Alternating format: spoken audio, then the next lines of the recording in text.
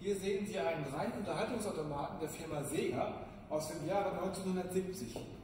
Zwei Spieler können sich gegenseitig mit Cowboys duellieren. Man benutzt einen Colt, um den Gegner auf der gegenüberliegenden Seite zu treffen.